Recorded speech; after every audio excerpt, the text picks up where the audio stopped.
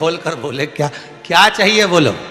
देखिए संबोधन, गरुण घंटी क्यों बजाई जाती है, मंदिर में घंटी क्यों बजाई जाती है, घंटाल क्यों बजाया जाता है, ताली क्यों बजाई जाती है मंदिर के अंदर, कारण क्या है। शंकर के मंदिर में घंटी क्यों बजाई जाती है, शंकर के मंदिर में उस घंटी को क्यों बजाया जाता है, ताली का नाद क्यों करा जाता है, शिव मंदिर में किस लिए करा जाता है। तो लिंग पुराण कहती है कि मंदिर के अंदर या घर के अंदर आप गरुण घंटी जब बजाते हो, घंटी का नाद जब करते हो, तो शिव महापुराण की कथा और लिंग पुराण की कथा, विष्णु पुराण की कथा कहती है मात्र घंटी का नाद कर देने से जितने भूमि पर तीर्थ हैं, जितने साधक साधना कर रहे होते हैं, जितने तपी तप कर रहे होते हैं, जितनी पवित्र नारी स्त्री पतिव्रता धर्म का पालन कर रही होती है, जितने दान पुण्य स्मरण हो रहे होते हैं, उस समय पर जिस समय तुमने घंटी बजाई है उस पल वो सारे पुण्य घंटी का नाद करते से तुम्हारे खाते में आ जाते हैं, मात्र घंटी का नाद कर देंगे।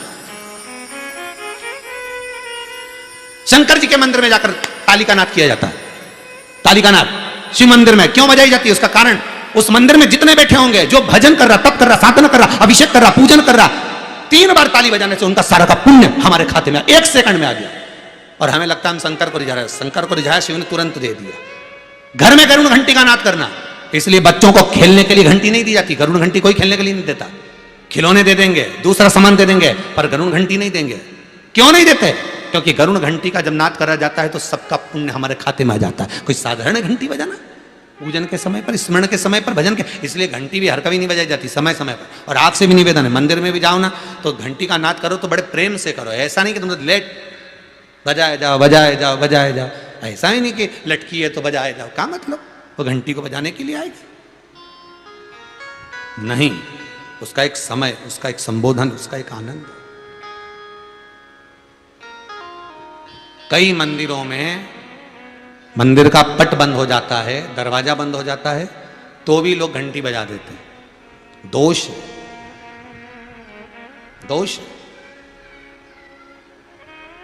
भगवान अगर मंदिर में सो रहे हैं, लिखा हुआ है मंदिर के खुलने का समय इतनी बजे से इतनी बजे तक, मंदिर बंद है तो घंटी नहीं बजना चाहिए।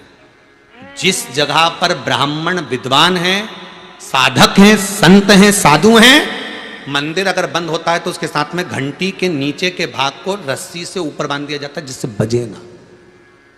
क्यों कहते हैं, अगर भगवान अगर विश्राम कर रहे हैं, सो रहे हैं, निंद्रावश हैं या पट बंद है, उस समय पट बंद का समय है और घंटी का अगर नाद हो जाए तो कहते हैं 11 ब्राह्मण के भूखे रहने का दोष लग जाता है जीव को, मात्र घंटी बजा देने पर, अगर भगवान विश्राम कर रहे हैं।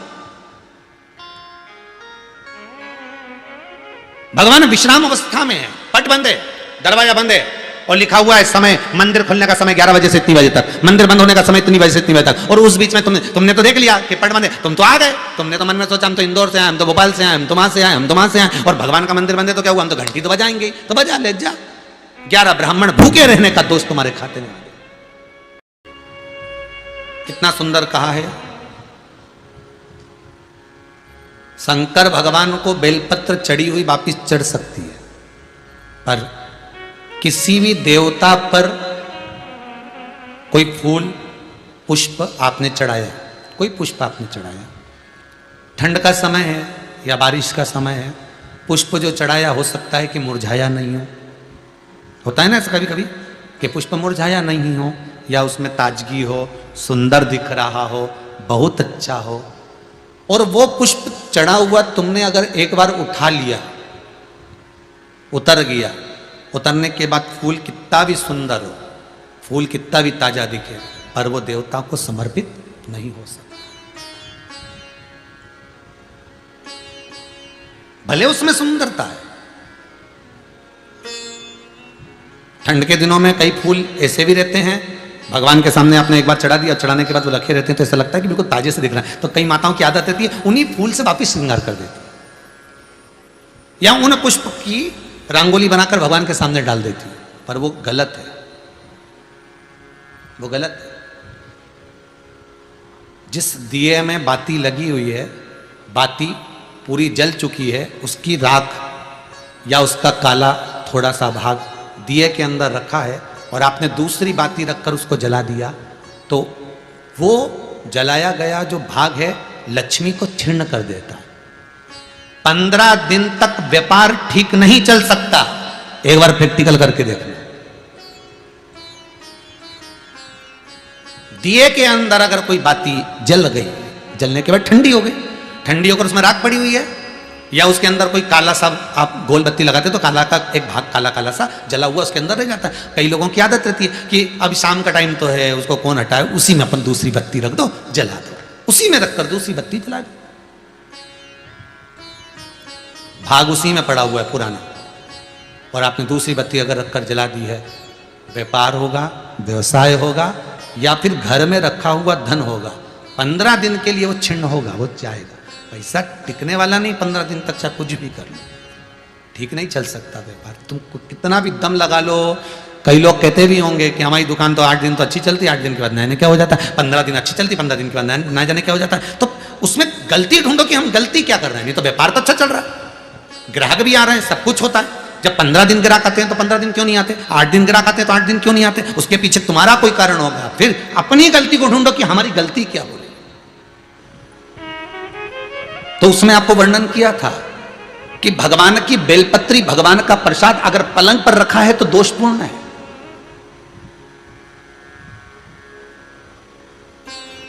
वो दोषपूर्ण है।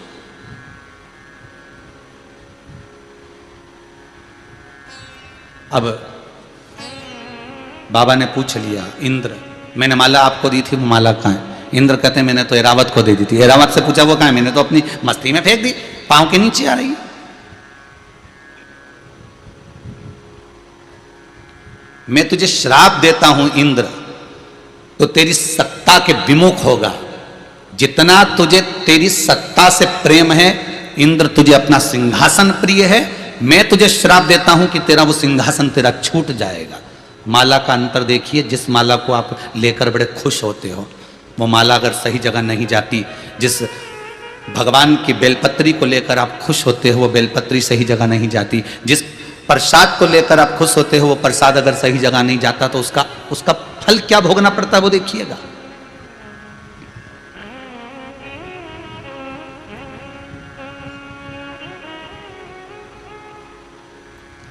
एक कथा आपको सुनाते हैं। वो कथा नहीं है, हमारे जीवन का प्रत्यक्ष उदाहरण है। प्रत्यक्ष उदाहरण।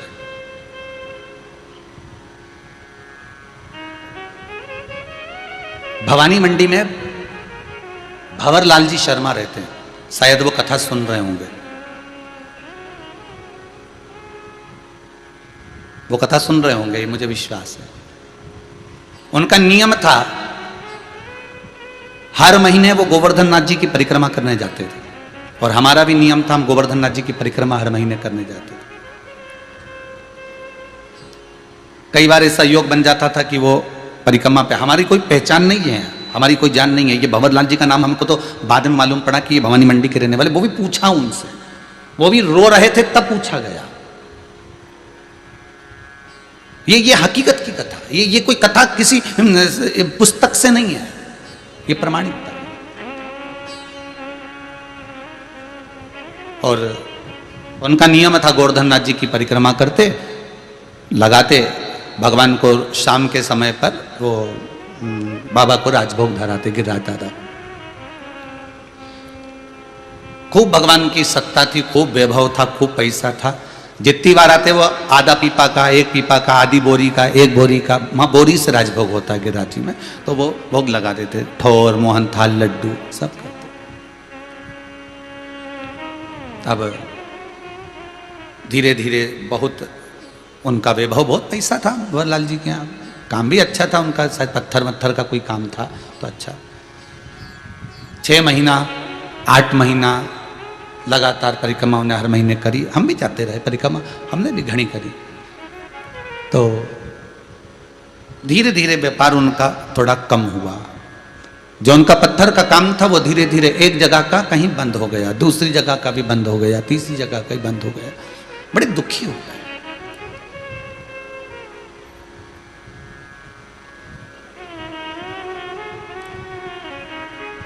पूंछरी के लोटे के पहले मुकुट शिला आती है। उस मुकुट शिला पर हम बैठे हुए थे और ये भैया निकल कर जा रहे थे और आज ये दोनों पति पत्नी की आंख में आंसू भरे हुए थे परिक्रमा करते करते। अब मुख से निकल गया, भैया आप कौन हो, क्यों रो रहे हो? और वो भी गिरिराज दादा की शरण में रो रहे। जब व्यक्ति भगवान की शरण में रहता है, भोलेनाथ की शरण में रहता है, ठाकुर की शरण में रहता है, मेरे कृष्ण की शरण में रहता है, मेरे गोवर्धन नाथ जी की शरण में रहता है, मेरे राम की शरण में रहता है, तो उसकी आंख में तो आंसू आना ही नहीं चाहिए। फिर आप क्यों रो रहे? अरे महाराज धोती तो पहने ही थे हम। तो कहा अरे महाराज, बहुत पहले की बात है, लगभग हो गए होंगे 8-10 साल, आज याद आई है तो बता दें। अरे महाराज बड़े दुखी हैं, क्या हो गया?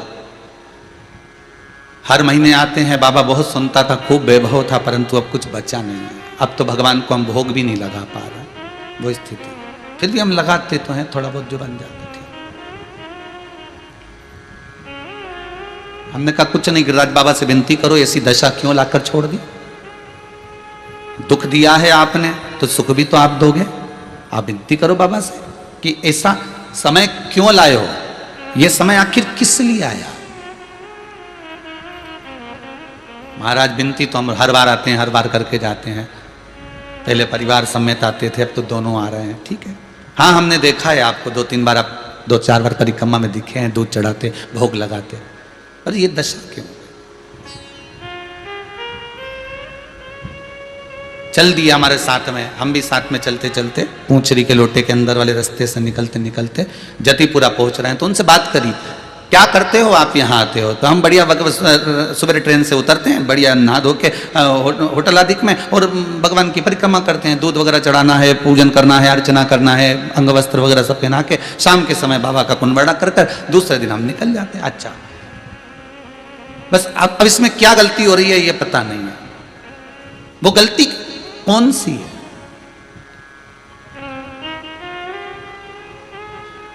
स्कंद पुराण में एक चीज बहुत पहले पड़ी हुई थी, बेलपत्री हो, प्रसाद हो, माला हो, इसका जब अपमान होता है तो व्यक्ति को रोना पड़ता है। ये स्कंद पुराण कहता है।